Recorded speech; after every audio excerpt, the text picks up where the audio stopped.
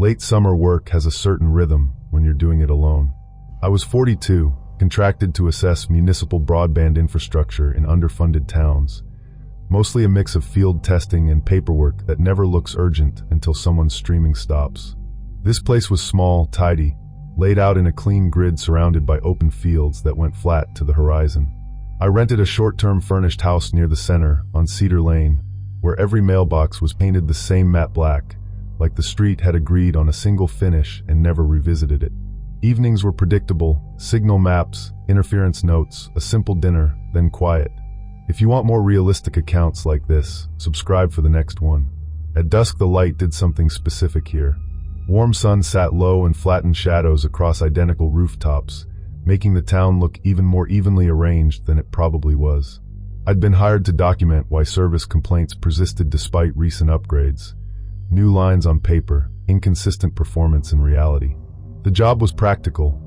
Walk each block with a signal reader, test strength at consistent points, log interference, and look for patterns that a remote report couldn't show. I calibrated the reader every day at 3:15 p.m., partly out of habit, partly because routine makes the data feel honest. From the main intersection, the layout looked ordinary until I took a second to orient myself. Every house seemed to face due west.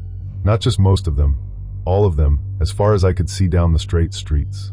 I assumed it was a developer's preference: sunset views, uniform porches, a marketing idea that stuck. By the second day I was mapping addresses more carefully, and that's when the alignment stopped feeling like an aesthetic choice. On the eastern sides of the houses I walked past, there were no front doors at all, just blank siding and narrow windows set high, the kind that admit light but don't invite anyone to look in. Satellite dishes were mounted on the western facades. Porch lights, too, always facing west. When I checked orientation with GPS, it wasn't approximate. It was exact. On my assigned grid there were 26 houses, all aligned within 1 degree. I told myself it could be energy efficiency or a deliberate choice to keep entrances out of the prevailing weather. Even the uniform glare of evening sun off those west-facing windows seemed to support that. Still, it made the streets feel directional in a way I couldn't quite name. Morning routes felt different here than they should have. Walking along the eastern sidewalks, the streets seemed visually closed, like I was moving behind a set instead of through a neighborhood. No one used backyards. Fences were high and unbroken, with no gates left ajar, no patio furniture visible, no toys, no grills. Deliveries happened late afternoon only, trucks entering from the west road as if that were the only practical approach.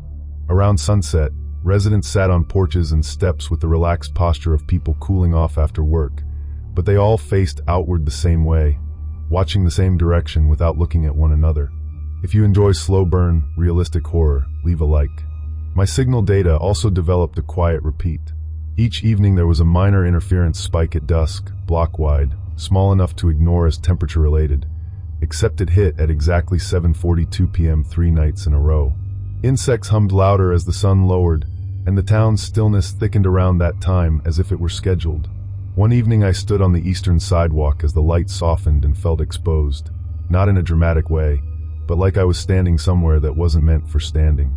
From that angle there were no visible doors, no obvious way to approach any home without committing to a long walk around a fence line.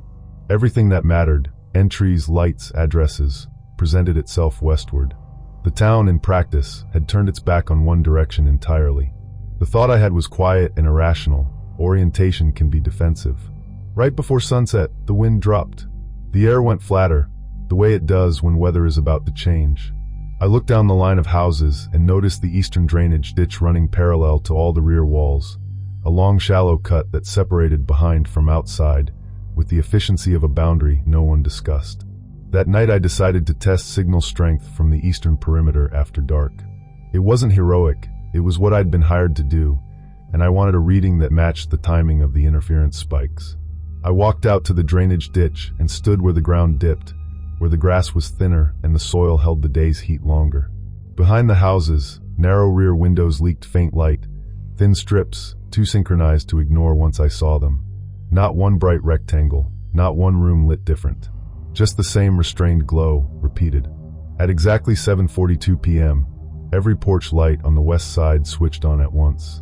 From behind the houses, I heard multiple doors open simultaneously, front doors I couldn't see.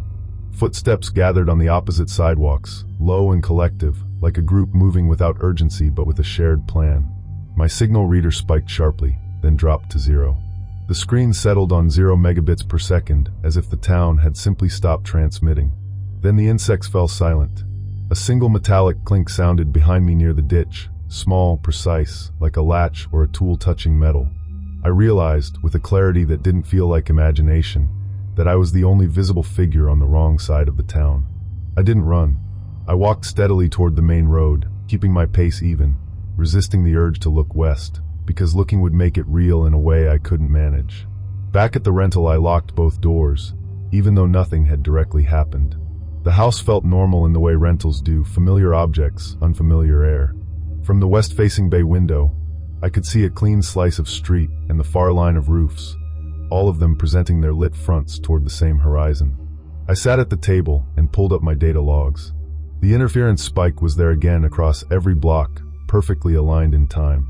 The sudden drop to 0 was captured too, a clean absence where there should have been noise. In the morning, the town behaved like a town. Lawns were watered. Trash bins sat out with lids closed. Someone swept a porch. No one glanced at me longer than they needed to. There was no visible acknowledgement that I'd changed my route the night before, no lingering attention that would have made it easier to call the whole thing paranoia.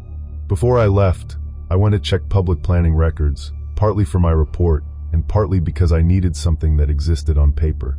The municipal office smelled faintly of toner and old carpet, and the fluorescent lights had that steady buzz that makes time feel clinical. I found original blueprints that showed the houses were once designed with dual-facing entries, front doors and secondary doors, practical and ordinary. Then I found a later amendment that removed all eastern doors in a single redevelopment phase. The stated reason was wind mitigation, written in clean language, as if wind were the only thing a town might want to keep out. The paperwork stamped it as Ordinance Revision 18B, approved without much commentary. It didn't say who proposed it, only that it was adopted for uniform safety. I submitted a neutral broadband report and declined the follow-up contract. I wrote about interference patterns, signal dropouts, the likely need for shielding, and left the rest as unmeasured. Orientation can shape behavior. Repeated long enough, it becomes instinct, and instinct looks like culture from the outside. I still think about that synchronized moment at 7:42, not as a spectacle, but as a decision executed without words. What stays with me is simple: warm dusk light flattening every facade at once, and an unbroken line of west-facing porch lights, as if an entire town had agreed to wait for something together. If you know someone who appreciates grounded horror like this, share it with them, and subscribe for the next account. Early spring tends to make damage look temporary. I was 46, working as a temporary insurance loss assessor after a line of straight-line winds cut through a cluster of farming towns. This one was rebuilding efficiently, new shingles, reinforced trusses, fresh siding that still held the smell of cut lumber. I rented a modest room above a feed store on Main Street, which ran perfectly north, south like it had been drawn with a ruler. From my window I could see dust drifting in pale afternoon sunlight, settling into the seams of newly repaired roofs. The town appeared orderly and functional, as if the storm had been an inconvenience rather than an event. If you appreciate realistic accounts like this, subscribe for the next one. Nothing about it suggested anything unusual. My job was methodical: photograph structural repairs, verify roof replacements, compare damage reports to what physically remained. I walked property lines with a clipboard and camera, checking truss spacing, flashing angles, and nail patterns. There were 41 residential claims on my docket. It was routine work, but by the second day I noticed something consistent. Every home, regardless of the street's direction, faced south. Not most, every one. Even houses on side roads had been positioned or rebuilt to present their doors and porches southward. I assumed the orientation favored sun exposure or resale value. New lumber creaked softly at dusk as temperatures dropped, the sound traveling evenly across blocks like a single structure cooling rather than dozens. The alignment registered as intentional, but not yet troubling. From certain intersections, the houses looked slightly rotated against their lots, as if nudged by an invisible hand. Sidewalks curved subtly in places where they hadn't before, preserving the southern-facing doors. Mailboxes weren't aligned with curbs but with entryways, positioned inconsistently to maintain that direction. When I checked an older survey plat map dated 1998, the lots had originally followed a standard grid. Standing on Main Street facing north, the wind pressed steadily against my back. I told myself this was aesthetic cohesion after a chaotic storm, an opportunity to modernize the town's look. Reconstruction often comes with small redesigns. Nothing in my paperwork required me to question orientation. Still, it felt coordinated in a way damage repair rarely is. One evening in my rented room, I reviewed pre-storm satellite images through an archival database. Before the winds, houses had faced various directions, east, west, some angled toward fields. After the storm, permits were issued quickly, unusually quickly. All rebuilding had been approved under a single emergency measure, Emergency Ordinance 12-77. It allowed structural realignment for safety. Residents were polite when I asked about the improvements. They described the rebuild as practical, necessary, forward-looking. No one elaborated. At sunset, I began noticing a pattern. People stepped onto their porches casually, not as a group, but close enough in timing to resemble one. They stood or sat facing south, toward open farmland beyond the last row of houses. If you value slow burn, realistic horror, a like is appreciated. From the edge of town, I could hear the distant grain silo humming under cooling metal, the sound steady and low. The whole place seemed to orient itself toward that southern horizon. On my fourth evening, I drove north of town to review roof angles from elevation. It was practical. Higher ground gave me perspective on pitch and uniformity. From that vantage point, I noticed something I hadn't fully processed before. No front door faced me. Every entrance, every visible window, every porch light was angled away, presenting itself toward the south. I checked county wind reports on my phone. The gusts that caused the damage had originated from the north. A brief, unwelcome thought surfaced. The storm hadn't simply damaged structures. It had provided justification to turn them. Behind me, the fields went suddenly still. Even the wind quieted for a moment, as if the land itself were holding position. I returned to that northern rise the next evening, just before sunset, telling myself I needed clearer photographs. The road was gravel, rarely used. From my parked car, I could see the entire town laid out below, roofs forming a neat progression.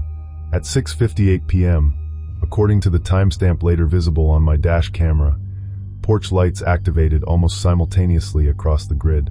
It wasn't perfect, but it was close enough to suggest coordination rather than coincidence. Doors opened. Residents stepped out. They didn't gather in a crowd. They simply stood in front of their homes, facing south. No one appeared to speak. From that elevated distance, the effect was alignment, rows of figures oriented identically. My phone lost service. Navigation dropped without warning. I noticed a pickup truck idling near the only northern access road, its engine sound echoing across the open farmland in a slow, persistent rhythm. It wasn't blocking me directly, but its presence marked the boundary. No one looked north. Not one person turned toward the rise where I sat. Yet I felt distinctly visible, as if every south-facing window held a reflection angled just enough to include me. I didn't test that theory. I shifted into reverse and backed down the gravel road carefully, avoiding abrupt movement. The pickup remained where it was, engine idling, until I turned out of sight. The next morning, inspections proceeded as if nothing had occurred. Rooflines were straight. Flashing was secure. My remaining claims were reassigned, without explanation, before noon. The town administrator thanked me for my diligence and mentioned, almost casually, that my checkout date above the feed store had been advanced by 3 days due to scheduling needs. He added that travel northbound might be unsafe because of soft shoulders along the road. Paperwork slid across the wooden counter between us with a soft, even sound. No one referenced the evening before. The town's rhythm remained intact, orderly and efficient. I packed quietly and left before dusk. Back home, weeks later, I reopened the archived maps. Before the storm, orientation varied widely. Afterward, nearly every structure had been rotated or rebuilt to face south. Insurance claims described structural compromise, not total destruction, language that justified reinforcement, not wholesale reorientation. The satellite archive dated March 3rd, pre-storm, showed a town with mixed directions. The updated imagery showed something else, alignment. As my laptop fan hummed late into the night, I studied the contrast. The changes were too uniform to attribute solely to necessity. No document explained why a community would decide, collectively, to face one direction and abandon another. The paperwork never mentioned wind again. Storms expose weakness, towns correct it. That's the framework I've always worked within. I still don't know what required that full southern alignment, or why no door remained open to the north. Sometimes I think about standing on that rise at dusk, watching porch lights ignite in sequence while no one turns around. Entire neighborhoods can decide, quietly, what direction safety lies in. What remains with me is the uninterrupted line of south-facing doors, lit evenly against the darkening fields. If this account stayed with you, share it with someone who appreciates grounded horror, and subscribe for the next one. Mid-autumn brought a sharper light than I expected. I was 41, contracted to audit municipal water meter placements in smaller towns that had expanded without updating infrastructure maps. The population here was under 1,200, the grid shallow and compact, easy to walk in a day. I stayed at a short-term rental on the edge of town, 14 Orchard Row, an address that felt more rural than it was.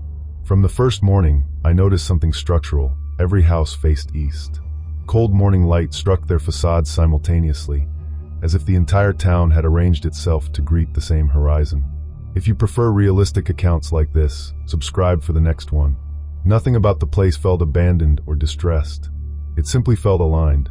My work required access to exterior meters along foundations.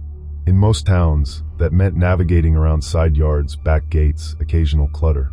Here, when I approached properties from the west side, I encountered blank walls, siding uninterrupted by doors, porches, or visible entry points. There were no back entrances anywhere.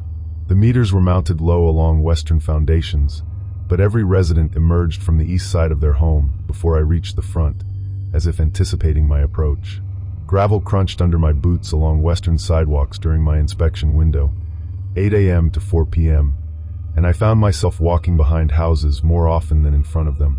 The town felt functional, cooperative, but oddly choreographed. On my first full morning, I stepped outside at 8:12 a.m. I noted the time automatically in my field log, and heard a sequence of small mechanical sounds. Blinds lifting, curtains sliding back. It wasn't one house. It was many nearly at once. Interior lights flicked off in a pattern that moved down the block with subtle delay, like a current passing through switches. I assumed coincidence tied to work schedules. Small towns often share routines. Still, the uniformity felt rehearsed rather than incidental. The sound of multiple blinds lifting in quick succession carried clearly in the cold air, as if the houses were responding to a signal I couldn't hear. Over the next several days, the repetition became difficult to dismiss. Trash bins were rolled to curbs at precisely the same time each morning. Children walked eastbound toward the elementary school in small groups, but I never saw anyone head west along the same streets. No vehicles were parked facing west. Even driveways curved slightly to allow easy departure toward the sunrise. From the western edge of town, houses appeared almost windowless. The glass that did exist was narrow, angled, or positioned to catch reflection rather than provide visibility. I tested sightlines out of professional habit.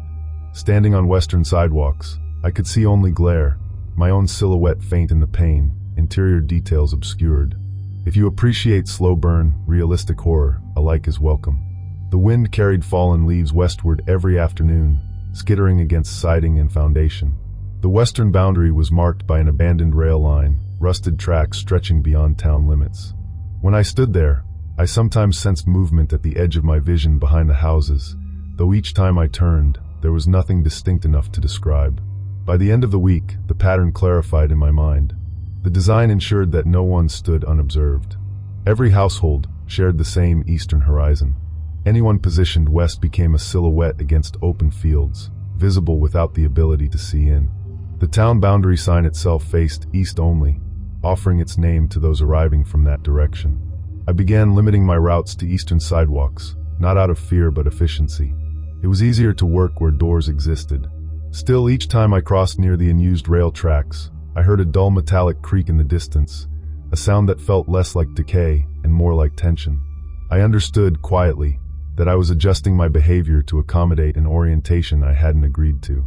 On my final scheduled day, I had one remaining meter to inspect, a western foundation on a corner house near the rail line.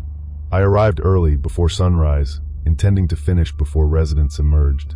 The sky was pale and thin, the ground holding the night's cold. I stood alone on the west side as light built gradually along the eastern horizon. Sunrise was recorded at 6:21 a.m. I remember because I checked my watch when the first hinge sounded. Then several more followed. Low, collective hinge sounds echoed at dawn as every front door on the block opened. Residents stepped out and remained facing east, their backs to me. No one spoke. No one turned. They simply stood, evenly spaced, gazing toward the growing light. For the first time, I occupied the only visible position behind them. At first I thought I was unobserved. Then I noticed my reflection, faint but distinct, appearing in multiple east-facing windows across the street. The glass angled just enough to include me in its field. Though their backs remained turned, the configuration of panes suggested something else. They could see me without looking. My phone vibrated in my pocket. An unknown local number. No caller ID. I did not answer. I logged the meter as visually confirmed and left before full daylight settled over the rooftops. I submitted my inspection notes later that morning and marked Western meters as restricted access, citing visibility concerns. My invoice, #4473, was paid within hours. The efficiency was notable. As I packed at 14 Orchard Row, the rental owner asked casually whether I had enjoyed the sunrise. The question was neutral in tone, impossible to read beyond its words. A bank notification chimed softly in the quiet kitchen, confirming payment. No one commented on my early departure. No one referenced the rail line or the orientation. By afternoon, I was driving eastbound out of town, leaving the abandoned tracks in my rearview mirror.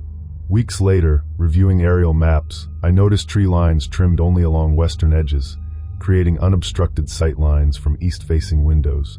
The rail line had been closed decades earlier due to documented visibility hazards. Every property deed showed an amendment in the same year, 2004. I watched an archive scanner light move slowly across digitized documents, the glow steady and indifferent. Nothing explicitly stated intent, but the amendments aligned with structural adjustments that favored eastern exposure.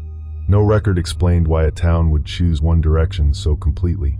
Orientation can be about light or about surveillance. I never proved anything unusual.